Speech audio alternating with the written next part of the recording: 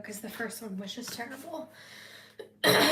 Here is my new moon in Cancer kind of energy update, I guess. This is just my interpretation of what is kind of at play, what is accessible, and what you might be experiencing during this time based on just my own experience. But I know that if I'm experiencing it, then you're likely to experience it too. So first thing is ideas that are coming in. You kind of might feel like the pressure of wanting to express yourself, but when you try to express yourself, it's not really like clear. It's not coming out the way that you want it to. I think that's just because like the new moon is usually not a time of like energy output. It's more of a time of planning and getting ready for this next month. And the next month is all about the creation of whatever it is you're inspired to start or work on at the new moon. So you can kind of think of the new moon as like your goal setting time for like, I guess it's like maybe 4 or 5 days around the new moon. It's just a time of allowing new ideas to come in, reflecting on those ideas, and then being really clear about what it is that you want to work on over the next 28 days. That's the moon cycle. So if you find like what happened with me was I made this initial video and it just turned out like absolute shit because I was trying to communicate ideas that I haven't fully integrated or understood within myself yet. So I wasn't able to communicate them at all. The universe was like, no, we're not doing that yet. So there we are. Some other things you might notice. Cancer is all about emotional expression. It's a water sign. So water is the emotions. So you might experience different emotions coming to the surface or experiencing more emotional intensity in reaction to your external environment. Just allow the emotions to flow and be aware that you don't necessarily have to express those emotions to other people in order to process the emotion. So if you're feeling significantly sad about something, for example, maybe take some time for yourself and let those emotions flow. Some of my favorite techniques for emotional flow, emotional clearing is dancing. That always seems to work for me. I have a very deep connection with music. Music is very influential on water too, so it might be really even more emotionally intense at this time. For some reason, that just like allowing my body to really just move with the music helps to move that energy up and out. Journaling can also be really helpful. Or if you're driving in the car and you just start talking about what's on your mind, sometimes that can ignite, or not ignite, but like let the floodgates open to whatever emotion just needs to pass. Some of us walk through life really afraid of our feelings. We think that we label them as bad or uncomfortable, and then we just try to like shush them up or distract ourselves from them as much as possible. To give you a little bit of comfort in the discomfort, emotions are just energy, and they don't last forever. There's books about it, but emotion really only lasts about 90 seconds as long as you're not resisting it.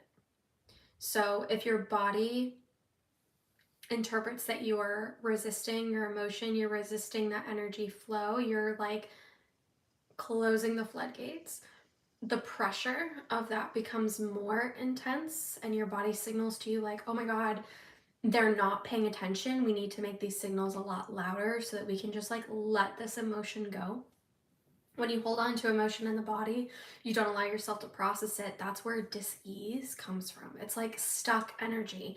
You can think of a pinball and a pinball machine. You know how, I mean, it doesn't destroy like the obstacles in the pinball machine, but in your body, that's kind of what it's doing. It's bouncing off all of these things and causing destruction in its path. Whereas if you just like let it come out, then you create a lot more space for epiphanies or healing or light or whatever. Another thing you might be experiencing right now is, as you can hear in my voice, sinus issues or colds, headaches, fatigue. There's been a lot of light codes coming to us, I would say over the last week. I don't know exactly what planets are at play for that, but it has something to do with the new moon and energy clearing. So take time to rest, take time to care for yourself, and don't get like freaked out like, oh shit, I'm sick, and like really resist the experience of being sick. It's really helpful for me to just be like, okay, so I'm really excited to see what new inspirations, new ideas, and new experiences come after this illness or after this this clearing of energy. The word release, I'm trying to avoid it in my language because I'm not re-signing any sort of lease. I'm trying to clear and let go and not keep holding on to the same cycles, right? So I'm not releasing anything, I'm clearing and surrendering or letting it go. Another thing that you might be noticing is the opportunity for deep, meaningful conversations. Lots of things have been triggering wanting to have conversations or triggering conversations in general from our external environment. The new moon in Cancer seems to really support heart-centered communication with another, hearing the truth and intention behind others' opinions, ideas, and motives, and expressing compassion for where that person is coming from. One of the more life-changing quotes that I had ever heard was, and this is definitely not as eloquent as I heard it, but if you were born as that person and had all of that person's life experiences, had all the same friends as that person, basically went through all the same things as that person, you would be that person. Basically what that is explaining is we're all operating in this life with different maps based on our experience, because our experience is really what shapes our beliefs and our thoughts and our motives and our actions. So it's not necessarily fair to place judgment on another because of what they believe, because a lot of the time it's not necessarily their fault. You are the only thing you have responsibility over is your thoughts and your beliefs and your emotions, and other people hold responsibility for their own. I'm not going to put too much of my opinion on that. I'm just going to leave that there for you to digest and to take in. But what that really allowed me to do was open my ears and open my mind in conversation with another, and understand that when I'm having a conversation with somebody and I'm feeling intense emotions because of what they're saying, I know that in that moment I'm placing judgment on something, or my belief is being challenged about something. And the reason that beliefs being challenged by another feels so painful is because your brain holds on to those beliefs so that it has filters to experience life through. I mean, can you imagine what life would be like if we had no filter and we were just inundated with tons of stimuli at every moment, and we were fully aware of every minute choice that we had to make and the unlimited outcome what that choice could make? Life would be very overwhelming. It would just be, at least at this stage of our brain development, life would be debilitating. It reminds me of that movie Limitless, where he's able to really quickly go through all of the outcomes. I think I've seen that movie one time, but I'm pretty sure that's kind of what happened. It would just be a lot. So basically what our brain does in order to conserve energy and to make our experience a little easier is creating filters of belief, so we can kind of default mode our decisions and our actions, rather than taking energy and time to put into every single decision and choice we make at every moment of every day. So I don't remember where I was going with that, except for like your beliefs and actions are malleable. They're subject to change if you want them to be, which means other people's are too. And it's neither your fault that you have the beliefs and thoughts that you have, and it's not their fault that they have the beliefs and thoughts that they have. Your brain is like an open source computer. And as you grow and as you experience, people program their own experiences and their own thoughts into your computer. And it's just like happenstance what it is that you pick up and what it is that you don't pick up based on your environment. It's just like chance at that point. So as more external triggers come up in our society or whatever, this new moon is gifting us the opportunity for broader perspective and more compassion as we work through these things that are being restructured. And I will actually get to that as I read into the cards more. As I like reread you or read out loud to you what the cards that I pulled said. Some other things that I've picked up on about this new moon is being okay with space in your schedule, and possibly creating space in your schedule.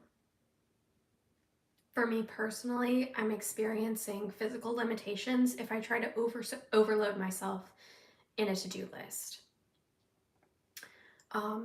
Whether it's people introducing different things to me that kind of change my plans, or if it's like physical symptoms like a sinus infection or fatigue, like really fucking needing a nap, getting hungry, whatever it is, kind of like interrupting the flow. I think that like this new moon is just really asking for us to just create space and to connect with nature a little bit more, connect with ourselves a little bit more through, meditation or journaling, or just like sitting there and looking at the trees while you listen to music or something like that. It kind of feels like a battery recharge, because it feels like there's lots of momentum and action just on the horizon. Like it's definitely coming. And so new moon in Cancer feels like it's giving us the opportunity to recharge our batteries before we have all of that output opportunity. I've also noticed a lot of gratitude showing up for my relationships, and like, that feeling when you're kind of like in love with something, or like you just get like that fleeting moment of deep appreciation. I've noticed that showing up a lot in my relationships, just subconsciously. Not anything has ever even changed, but like my feeling toward it is just heightened right now. Like I'm just very in love with my relationships. So it's a really good time to just kind of milk that for all it's worth, milk that for its experience. Enjoy that feeling of just being so in love with the people that you have the opportunity to interact with in your life right now. If that's not you, because there is such a focus on relationships with new moon and Cancer, you could be taking note of relationships that are not working in your life, or how you want your relationships to be instead. So what I mean by that is, because you are the only one that's responsible for your life and your experience of your life, you are also fully empowered to decide how you want your relationships to be in your life.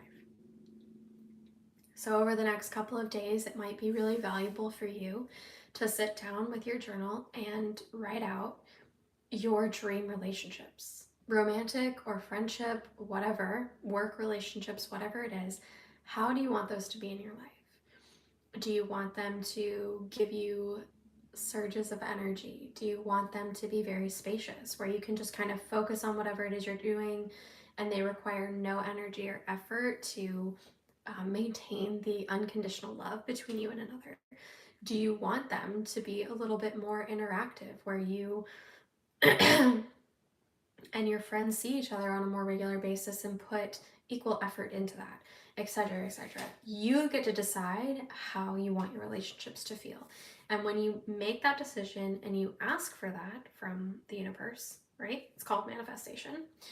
When you decide what it is that you want, then you are more open, your vision becomes more open to seeing the qualities in others that fit the things that you want. When you're unsure or you've never even like decided outright what it is that you want, you just kind of open yourself to whatever it is that you need so that you can decide what it is that you want. You basically get like either things that you don't like because that's all you're thinking about, or just a variety of shit until you're like, oh, but I like this flavor a little bit more. I hope that makes sense. I don't know if that makes sense or not. Sorry for the toilet in the background. The light's a little bit better here, but I don't really like what's going on with my face today. Doesn't matter. Doesn't matter. What else is going on? Conversations, create space. You might need to create boundaries with certain people and certain relationships. If you notice that when you try to create space in your life is filled with obligations to other people, now could be a really good time to practice setting certain boundaries, like just one boundary. An example of that would be, I'm going to journal every day this week, and if somebody interrupts you with a conversation or asking you to do something, and you used to default to just like dropping whatever it is you were doing for yourself and immediately going to do something for somebody else, you create the boundary with yourself first, being like, I'm not negotiating this 15 minutes for myself, regardless of what's asked of me. And then you communicate that with another.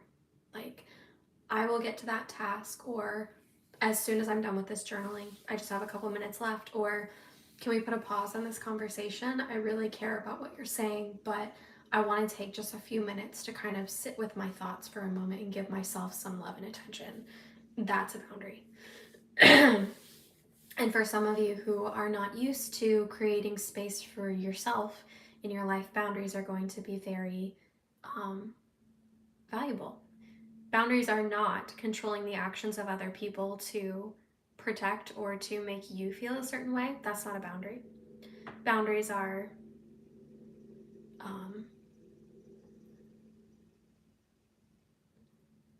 doing what's right for you and not compromising that time. Deciding what it is that you want and what it is that you need, and creating the environment for that to be sacred and the only thing that matters. Yeah, that feels right. Okay, I'm gonna go through my journal just one more time to make sure that I didn't really forget anything. It doesn't really feel like I did. Slow down. Oh, you might find that your psychic sensitivity is higher. And I've been finding value in being intentional with how I start my day. Because the new moon in Cancer is a lot about emotional cleansing, there's a lot of people's emotional baggage being expressed and cleared out into the air. And if you are a sensitive person, which I think most of us, if you're watching this video, your sensitivity has increased significantly, probably just over the last couple of years. You could be more susceptible to feeling that emotional purge from other people.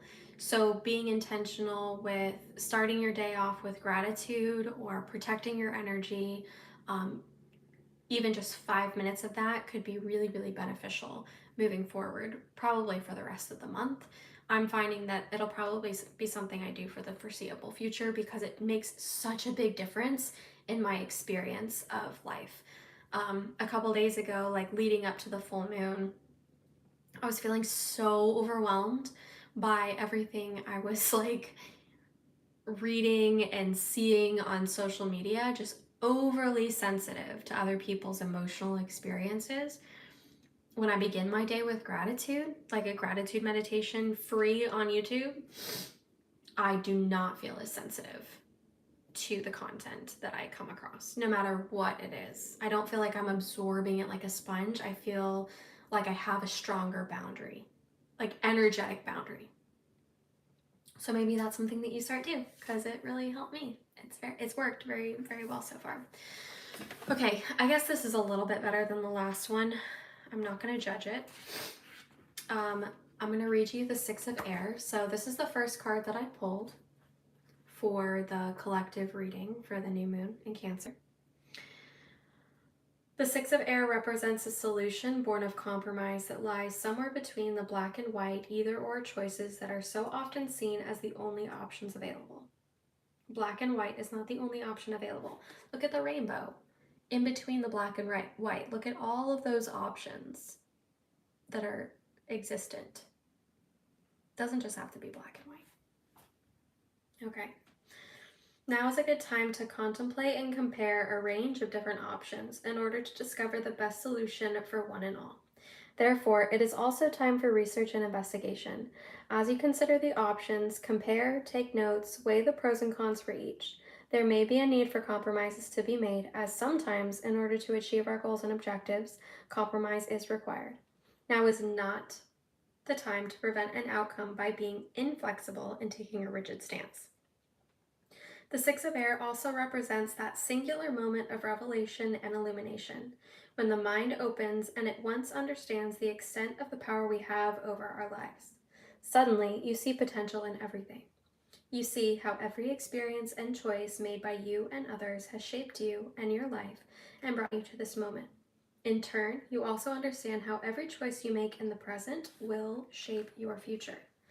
In that moment of recognition, the mind changes in an instant, and so does life itself. The Six of Air is presenting you with the opportunity to act with mindfulness and awareness. From this moment onwards, choose to take responsibility for your thoughts, beliefs, and actions, understanding that even by taking a passive or inactive role by doing nothing or by allowing others to make decisions on your behalf, you are making a choice. Own it. The only drawback is that you will no longer be able to blame others for stealing your power if it was your choice to give it away. This is your moment to come of age and own your power. The Six of Air signifies an opportunity to empower and illuminate your life by opening your mind. Okay, the next one. This was kind of like, I kind of took it as advice in doing so, because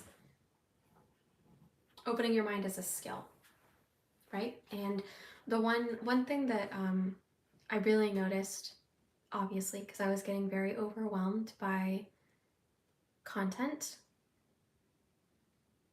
is this is the age of wisdom.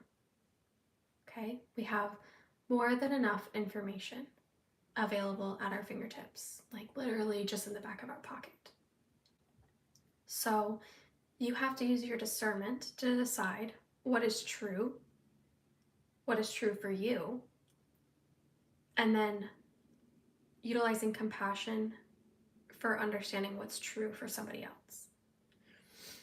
And this is a really great piece of advice for that, because